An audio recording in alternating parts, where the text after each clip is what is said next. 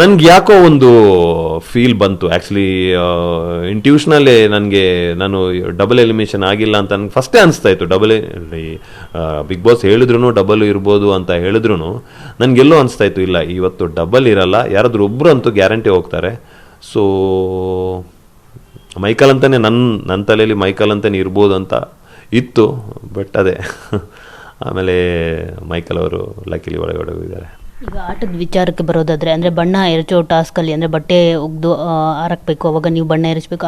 ಆ ಟಾಸ್ಕ್ನಲ್ಲಿ ಸ್ಪೆಷಲಿ ಅವಿನಾಶ್ ಅವರು ತುಂಬಾ ಅಗ್ರೆಸಿವ್ ಆಗಿ ಆಡ್ತಾರೆ. ಆ ಒಂದು ವೀಕ್ ಏನಿದೆ ಅದು ಅವಿನಾಶ್ ಅವರಲ್ಲಿರೋ ಒಂದು ಗೇಮ್ ಆಟದ ತೀರನ ತೋರಿಸುತ್ತೆ. ಅಂದರೆ ಹೊರಗಡೆನೂ ಕೂಡ ಟ್ರೋಲ್ ಪೇಜಸ್ಗಳಲ್ಲಿ ಅವಿನಾಶ್ ನಿಜವಾಗ್ಲೂ ಮಾವುತಾನೆ ಅಂತ ಟ್ರೋಲ್ ಆಗ್ತಿರ್ತೀರ. ಲೈಕ್ ನೀವು ವಿನಯ್ ಅವ್ರನ್ನ ಮತ್ತೆ ಕಾರ್ತಿಕ್ ಅವ್ರನ್ನ ನೀವೇ ಹೇಳ್ತಿರ್ತೀರಾ ಒಬ್ರದ್ದು ಕೈ ಮುರಿದಾಗ್ದೆ ಇನ್ನೊಬ್ರದ್ದು ಬೆನ್ನು ಪೆಟ್ಟಾಯ್ತು, ಸೊ ನಾನ್ ಮಾವುತ ಅಲ್ವಾ ಅಂತ ಕೇಳ್ತೀರಾ.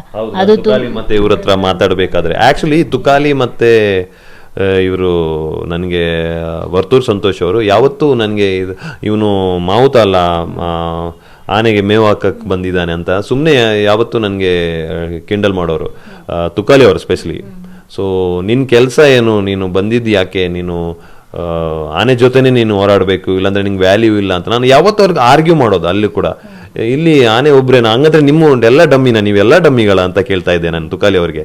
ಇಲ್ಲ ನಿನಗೆ ನೀನು ಹೇಳಿದ್ಯಾ ಡೈಲಾಗು ಅಂತ, ಆ ಡೈಲಾಗ್ ಹೇಳಿದ್ಮೇಲೆ ನೀನು ಹಂಗೆ ಮಾಡಲೇಬೇಕು ಹಂಗೆ ಹಿಂಗೆ ಅಂತ, ಅದು ನಾನು ಆರ್ಗ್ಯೂ ಮಾಡೋನು ಯಾವತ್ತು. ನಾನು ಅವರಿಗೆ ಒಂದೇ ಹೇಳ್ತಾ ಇದ್ದೆ, ನೋಡಿ ನಾನು ಸುಮ್ಮನೆ ಹೋಗ್ಬಿಟ್ಟು ಅವ್ರಿಗೆ ಟ್ರಿಗರ್ ಮಾಡಿಬಿಟ್ಟು ಅಲ್ಲಿ ಆರ್ಗ್ಯುಮೆಂಟ್ ಮಾಡಿ ಏನೋ ಮತ್ತೊಂದು ಕನ್ನಡ ಲ್ಯಾಂಗ್ವೇಜ್ ಅಂತ ಬಂದಾಗ ಅದನ್ನು ಬಳಕೆ ಮಾಡುವಂಥ ರೀತಿ ಶೈಲಿ ಅಥವಾ ಅದನ್ನ ಯಾವ ಥರ ಒಂದು ಪ್ರೊವೋಕ್ ಮಾಡೋ ರೀತಿ ವಿನಯ್ ತುಂಬ ಚೆನ್ನಾಗಿ ಗೊತ್ತಿದೆ. ಅದನ್ನ ನಾನು ಆ ಫೈಟಲ್ಲಿ ನಾನು ಸೋತು ಬಿಡ್ತೀನಿ ಆ ಫೈಟ್ ಅಂತ ಬಂದಾಗ.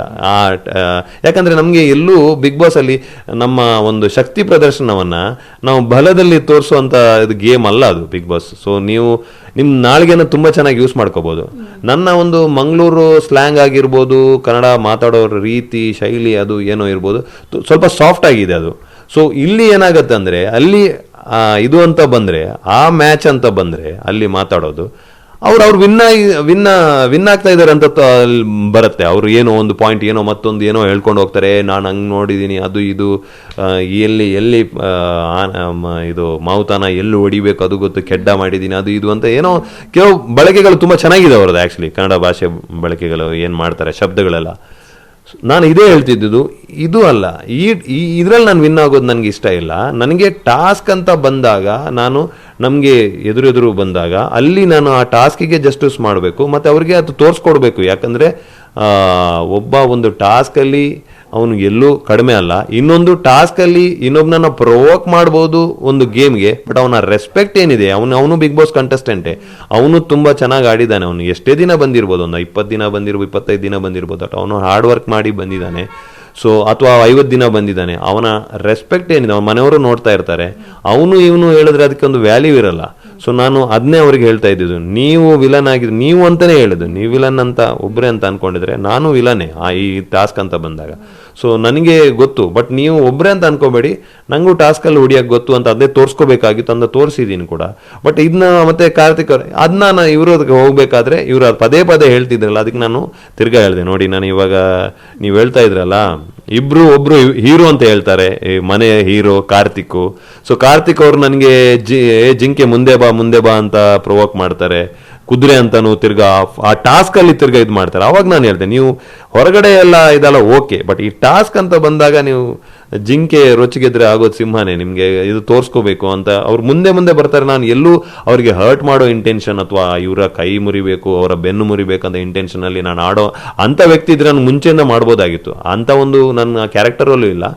ಬಟ್ ಅವರು ಟಾಸ್ಕಲ್ಲಿ ಅವಿನಾಶ್ಗೆ ನನ್ನ ಇದು ಮಾಡೋಕ್ಕೆ ಆಗಲ್ಲ, ನಾನು ಅವನ್ನ ಹಿಡಿತೀನಿ ಅನ್ನೋ ರೀತಿಯಲ್ಲಿ ಬಂದಾಗ ಕಾರ್ತಿಕ್ಗೆ ಅದನ್ನು ನನ್ನ ಬಲ ಏನಿದೆ ಅದನ್ನ ತೋರಿಸ್ಕೋಬೇಕಾಗಿತ್ತು. ಒಳ್ಳೆ ರೀತಿಯಲ್ಲಿ ಒಂದು ಎಲ್ಲೂ ಹರ್ಟ್ ಮಾಡಿದೆ, ಬಟ್ ಅವರೇ ಅದನ್ನ ಫೋರ್ಸ್ ಮಾಡಿಬಿಟ್ಟು ಮುಂದೆ ಮುಂದೆ ಬಂದು ಅವರೇ ಅದು ಅಲ್ಲೇ ಬಿದ್ದುಬಿಟ್ರು, ಅದಕ್ಕೆ ಅವ್ರಿಗೆ ಇದಾಯಿತು.